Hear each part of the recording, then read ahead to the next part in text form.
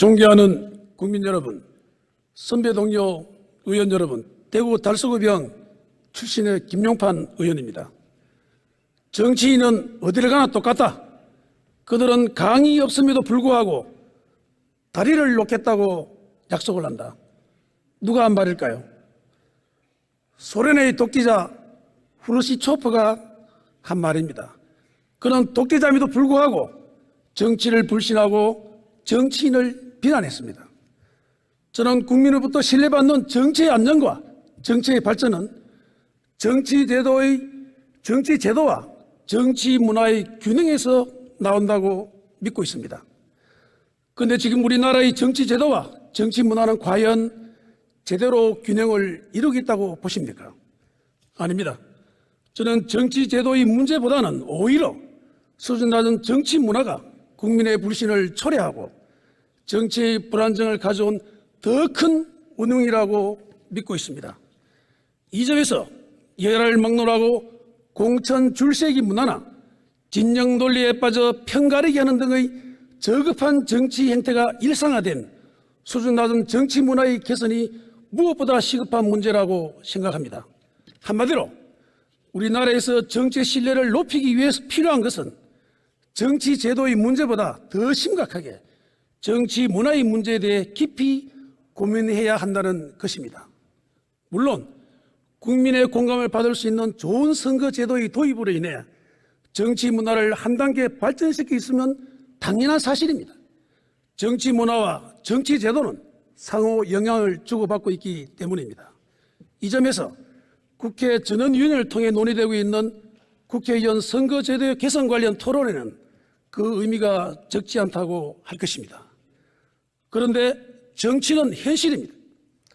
지금 우리는 한 지역구에 한 명을 뽑는 소선거구제는 사표가 많이 나고 다양성이 보장되지 않는 악당의 편이고 3 내지 5명을 뽑는 중대선거구제는 사표가 방지되고 다양성이 보장되는 정의의 사도인 양 하는 이야기를 듣고 있습니다. 과연 그렇습니까? 미국, 영국, 독일, 프랑스, 일본 등 민주주의가 안착된 선진국가에서 중대선거구제를 채택하고 있습니까? 아닙니다. 그들은 모두 소선거구제를 채택하고 있습니다.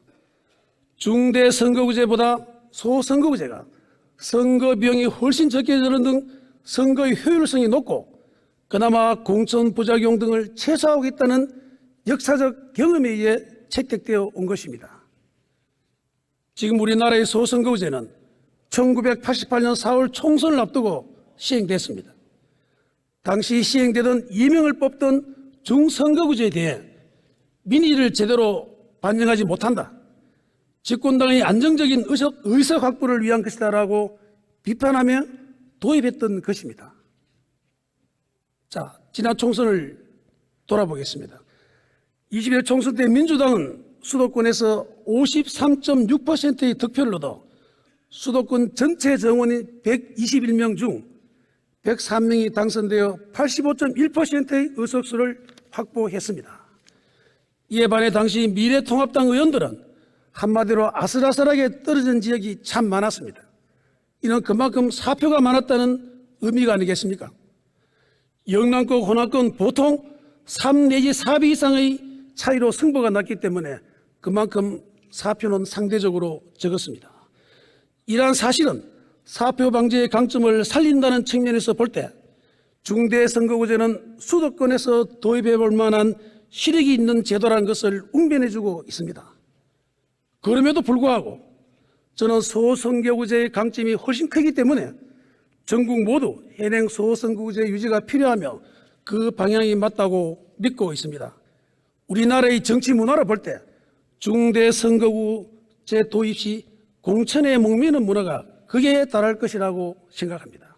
정말 중요한 것은 어느 당의 누가 더 많이 당선되느냐가 아니라 당을 떠나서 선출된 국회의원이 보다 큰 책임감을 가지고 나라와 국민과 지역을 위해 얼마나 훌륭히 잘하느냐 여부가 중요한 게 아니겠습니까? 하지만 21대 총선에서 적용했던 준연동형 비례대표제는 단호히 반대합니다. 준연동형 비례대표제는 위성 정당을 출현시킨과 동시에 막연한 기대감을 가진 많은 군소정당을 선거판에 뛰어들도록 했습니다.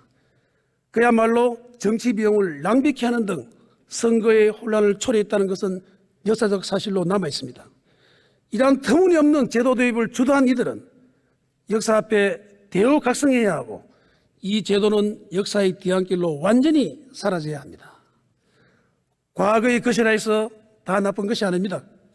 정당의 득표수에 비례하여 당선인 수를 배정하는 백리평 비례대표제는 위성정당이 나올 필요가 없는 장점이 많은 제도입니다. 백리평 비례대표제의 도입을 촉구합니다. 비례대표제의 효용성과 관련해서는 지역구의 한계를 보완한다는 비례대표 원래 취지를 잘 살리겠다는 단호한 의지하에 각 당에서 공감받는 공천을 잘하면 자연스레 해소될 문제 아니겠습니까? 마지막으로 정말 실현은 거의 불가능하겠지만 이 자리를 빌려 한마디 제언을 하고자 합니다. 우리가 쓰고 있는 정치라는 용어가 과연 적절하냐 하는 문제제기입니다. 정치는 문자 그대로 바르게 다스린다는 뜻입니다.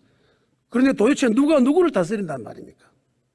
그래서 저는 권력과 권한의 관점에서 있는 정치라는 단어 대신 책무의 관점에서 있는 정우라는 단어를 사용할 것을 주장하고 싶습니다. 우는 돕다, 행복의 뜻을 지니고 있습니다. 즉 정우는 국민들이 행복하게 잘 살 수 있도록 바르게 돕는다는 말이 됩니다. 바로 우리가 지향해야 할 궁극의 목적이 아니겠습니까? 물론 단어가 바뀐다고 하여 바로 의식이 바뀌지는 않겠지만 그래도 조금은 심리에 반영될 것이라 봅니다. 정치란 말보다는 정우란 말이 어감이 더 좋지 않습니까? 경청해 주셔서 감사합니다.